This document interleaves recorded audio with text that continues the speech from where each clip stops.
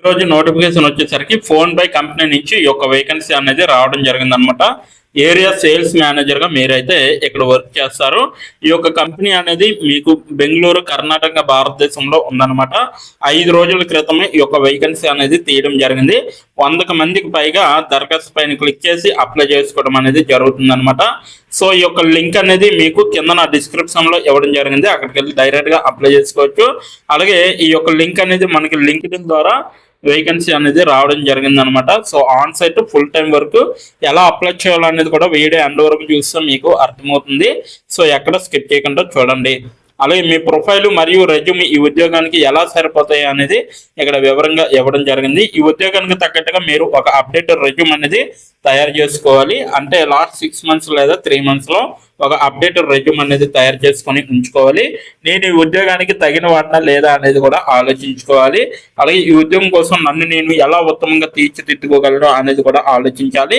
మీరు సంప్రదించవలసిన వ్యక్తులు వచ్చేసరికి ఈ యొక్క వేకెన్సీ అనేది మనకి ఆంధ్ర విశ్వవిద్యాలయం నుండి పాఠశాల పూర్వ విద్యార్థులు అయితే తీయడం జరిగిందనమాట. సో ఉద్యోగం గురించి చూసుకుంటే కంపెనీ గురించి ఇక్కడ వివరంగా ఇవ్వడం జరిగింది. ఫోన్ పే గ్రూప్ కంపెనీ గురించి. అలాగే మీకు ఇక్కడ చూడొచ్చు. మీకైతే బాధ్యతలు చూసుకుంటే ఇక్కడ మీరు వ్యాపారులను ఆకర్షించడానికి మరియు నిలుపుకోవడానికి సముపార్జన మరియు సేవల ద్వారా వ్యాపార నెట్వర్క్ను పెంచుకోవాలనే విధంగా ఉండాలి. ఆడిట్ మరియు సమీక్ష విధానాలు ద్వారా అమలులో నాణ్యతను పెంచే విధంగా ఉండాలి. అలాగే ఉత్పత్తులను ప్రదర్శించడానికి మరియు పెరుగుదలను నిర్వహించడానికి వ్యాపారాలను కలిపే విధంగా ఉండాలి. అలాగే కేటాయించిన ప్రాంతంలో పోటీని పర్యవేక్షించండి మరియు నాయకత్వ బృందములతో ఇన్పుట్లను పంచుకునే విధంగా ఉండాలి. అలాగే సరైన ఆర్ఓఐని నిర్ధారించడానికి సముపార్జన మరియు విన్ బ్యాక్ ఉత్పాదకను పెంచే విధంగా ఉండాలి. అలాగే అన్ని చెల్లింపులకు కూడా బీడీఈలు మరియు ఎఫ్ఎల్యూలు టిఎల్యూలను నుండి చెల్లింపు ముగింపు మరియు ఎన్ఓసిని నిర్ధారించుకునే విధంగా ఉండాలి. బ్రాండ్ దృశ్యమానత అనమాట. కేటాయించిన ప్రాంతంలో సంస్థ అందించే అనుషంగికాలను ఉపయోగించి బ్రాండ్ దృశ్యమానతను నిర్ధారించుకోవాలి. కస్టమర్ సంబంధాలను పెంపొందించుకోవడానికి ప్రమోషనల్ ఈవెంట్లు మరియు ఇతర బీటీఎల్ కార్యకలాపాల్లో ఉదాహరణ రోడ్ షోలు మరియు ట్రెండ్ షోలు పాల్గొనే విధంగా చూసుకోవాలి. అలాగే పీపుల్ మేనేజ్మెంట్ అనేది రావాలన్నమాట. వారం ప్రాంతంలో 100% మ్యానింగ్ ఉండేలా బీడీలు టిఎల్ఎల్ని నియామకాన్ని సులభతరం చేసే విధంగా ఉండాలి. అలాగే పనితీరును మెరుగుపరచడానికి ఫ్రంట్ లైన్ సేల్స్ బృందానికి ఆన్ బోర్డులో ఉండి ఉద్యోగ శిక్షణ అందించే విధంగా ఉండాలి. అలాగే కేపీఐలు మరియు కేవైసీలను తయారు చేసే విధంగా ఉండాలి. కోచ్ బృంద సభ్యులను కూడా నిరంతరం పర్యవేక్షించే విధంగా ఉండాలి. అలాగే ఫ్రంట్ లైన్ అమ్మకాలు బృందాలు నిలుపుదల మరియు నిశ్చితార్థం కోసం పనిచేసే విధంగా ఉండాలి. అలాగే మార్కెట్లో ఉండటం మరియు బీడీఎల్ను టిఎల్ఎల్ను గమనించడం ద్వారా అమలు ఖచ్చితత్వాన్ని పెంచే విధంగా ఉండాలి. నెలవారీ పథకాలు అనేవి లభిస్తాయి, పోషకాలు కూడా లభిస్తాయి. అలాగే తప్పకుండా కమ్యూనికేట్ చేయడం ద్వారా బృందాన్ని ప్రోత్సహించే విధంగా ఉండొచ్చు అనమాట. అలాగే అవసరాలు వచ్చేసరికి మంచి విద్యా రికార్డుతో టైర్ 2/3 క్యాంపస్ నుండి ఎంబీఏ చేసిన వారు కావాలి. సేల్స్ మేనేజింగ్ సేల్స్ టీంలో 2 లేదా 4 సంవత్సరాలు నిరూపితమైన పని అనుభవం అనేది ఆఫ్ రోల్ ఆన్ రోల్ అనేది చేయడం ఉండాలి. అలాగే టెలికాం ఎఫ్ఎంసీజీ రిటైల్ అనుభవం ఉన్నవారికి అధిక ప్రాధాన్యత. B2C అనుభవం అనేది చాలా అవసరం. అద్భుతమైన వ్యక్తుల మధ్య నైపుణ్యాలు మరియు బలమైన అమ్మకాలు, కస్టమర్ సేవ దృష్టి అనేది తెలిసి ఉండాలి.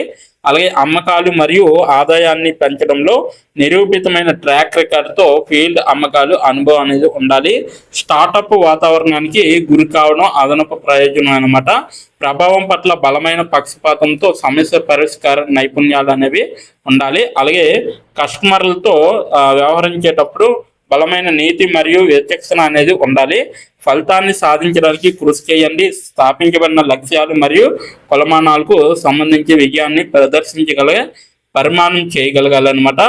సో ఫోన్ పే నుంచి పూర్తి సమయ ఉద్యోగ ప్రయోజనాలు చూసుకుంటే ఇక్కడ బీమా ప్రయోజనాలు ఉంటాయి. అంటే వైద్య బీమా, తీవ్ర అనారోగ్య బీమా, ప్రమాద బీమా, జీవిత బీమా అనేది ఉంటుందన్నమాట.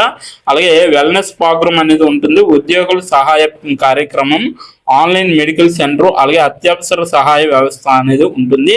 తల్లిదండ్రులకు మద్దతు ఇచ్చే విధంగా ఉంటుంది. ప్రసూతి ప్రయోజనం, అలాగే పితృత్వ ప్రయోజన కార్యక్రమం, అలాగే దత్తత సహాయ కార్యక్రమం అనేది ఉండాలి. డే కేర్ సహాయ కార్యక్రమం అనేది కూడా ఉంటుంది. మొబిలిటీ ప్రయోజనాలు అనేవి కూడా ఉంటాయి. పునరావాస ప్రయోజనాలు, బదిలీ మద్దతు విధానం, అలాగే ప్రయాణ విధానం అనేది ఉంటుంది. సో పదవి విరమణ ప్రయోజనాలు అనేవి కూడా ఉంటాయి. ఉద్యోగి పిఎఫ్ సహకారము, సౌకర్యవంతమైన పిఎఫ్ సహకారం, గ్రాట్యుటీ ఎన్పిఎస్, అలాగే సెలవు ఎన్కాష్మెంట్ అనేది ఉంటుంది. ఇతర ప్రయోజనాలు ఉంటాయి. ఉన్నత విద్య సహాయం, అలాగే కార్ లీజు, జీతం, అడ్వాన్స్ పాలసీ అనేది కూడా ఉంటుందన్నమాట. సో ఇవి మీకు ప్రయోజనాలు అనమాట. సో ఫోన్ పేలో పనిచేయడం ఒక ప్రతిఫలదాయకమైన అనుభవం అనేది ఉంటుందన్నమాట. గొప్ప వ్యక్తులు సృజనాత్మకతో నిండిన పని వాతావరణం కల్పిస్తారు. నిర్వహించబడిన ఉద్యోగ వివరణకు మించిన పాత్రలను పోషించే అవకాశం, మీరు మాతో కలిసి పనిచేయడానికి కొన్ని కారణాలు కూడా ఉంటాయి అన్నమాట. సో ఇది ఫోన్ పే మొత్తం రిక్రూట్మెంట్ నోటిఫికేషన్ అనమాట. సో మీరు ఎలా అప్లై చేయాలో తెలుసుకుందాం. సో దానికన్నా ముందు ఈ యొక్క అప్లికేషన్ లింక్ నేను కింద నా డిస్క్రిప్షన్ బాక్స్ లో మీకైతే లింక్ అనేది ప్రొవైడ్ చేయడం జరిగింది. అక్కడికి వెళ్ళి మీరు డైరెక్ట్ అప్లై చేసుకోవచ్చు. ఇప్పుడు ఎలా అప్లై చేయాలో మనం క్లియర్ గా తెలుసుకుందాం. ఎక్కడ స్కిప్ చేయకుండా వీడియోని ఎండ్ వరకు చూడండి. ఇప్పుడు ఎలా అప్లై చేయాలో మనం తెలుసుకుందాం. డిస్క్రిప్షన్ బాక్స్లో ఇచ్చిన లింక్ మీరు ఓపెన్ చేయగానే మీకు ఈ విధంగా నోటిఫికేషన్ అనేది ఓపెన్ అవుతుంది. ఇక్కడ మీరు ఈజీ అప్లై పైన క్లిక్ చేస్తే మనకి నెక్స్ట్ పేజీ అనేది ఓపెన్ అవుతుంది. ఇక్కడ నెక్స్ట్ పేజీలో అప్లై టు అని ఉంది కదా, అక్కడ దాని పక్కన కంపెనీ నేమ్ అనేది రావడం జరుగుతుంది. ఏ కంపెనీకి అయితే అప్లై చేస్తున్నారో ఆ యొక్క కంపెనీ నేమ్ అనేది రావడం జరుగుతుంది.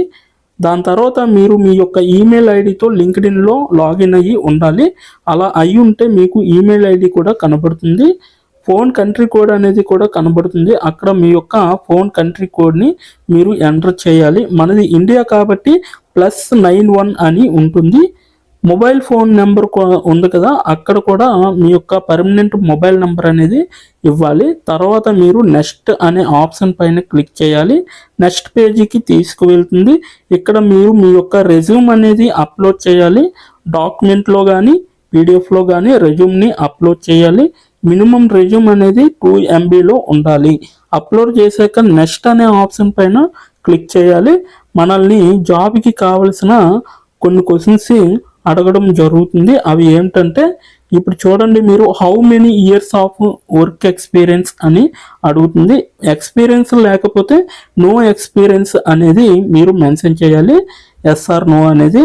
అది కూడా ఎటువంటి ఎక్స్పీరియన్స్ అవసరం లేదు అని అప్లికేషన్లో మెన్షన్ చేస్తే అప్పుడు మీరు నో ఎక్స్పీరియన్స్ అని టైప్ చేయాలి.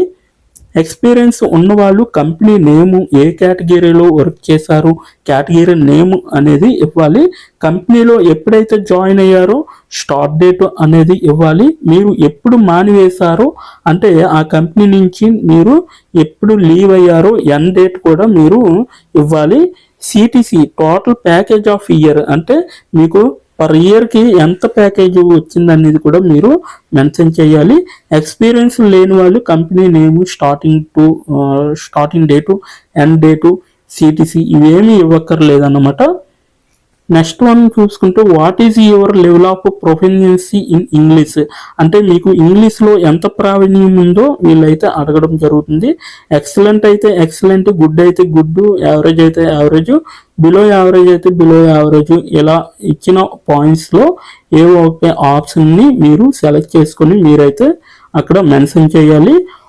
నెక్స్ట్ పాయింట్ చూసుకుంటే హౌ మచ్ శాలరీ ఎక్స్పెక్టేషన్స్, ఈ కంపెనీ నుంచి మీకు ఎంత శాలరీ కావాలనేది అడగడం జరుగుతుంది. అది కూడా మీరు మెన్షన్ చేయొచ్చు.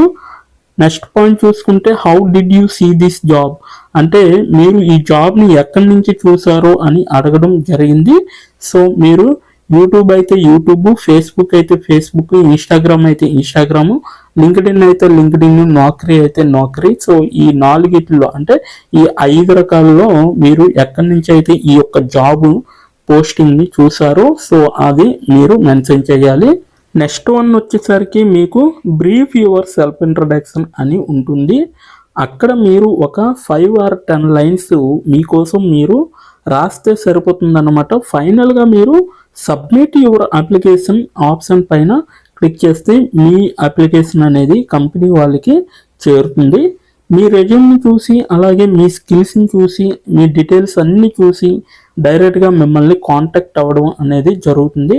లేదా మీరు ఇచ్చిన ఈమెయిల్కి ఇంటర్వ్యూ మెయిల్ పంపడం జరుగుతుంది అన్నమాట. అలాగే మీరు ఎప్పటికప్పుడు మీ యొక్క ఈమెయిల్ని చెక్ చేసుకోవాలి. సో ఇదన్నమాట మొత్తం అప్లై చేయవలసిన ప్రాసెస్. నోటిఫికేషన్ పూర్తి డీటెయిల్స్ చూస్తారు కదా, ఇంకెందుకు ఆలస్యం, వెంటనే అప్లై చేసుకోండి. ప్రతి ఒక్కరు కూడా ఈ నోటిఫికేషన్కి అప్లై చేసుకుంటారని కోరుకుంటున్నాను. ఇప్పటి వరకు ఈ వీడియోని చూసిన ప్రతి ఒక్కరికి చాలా థ్యాంక్స్ ఫర్ వాచింగ్.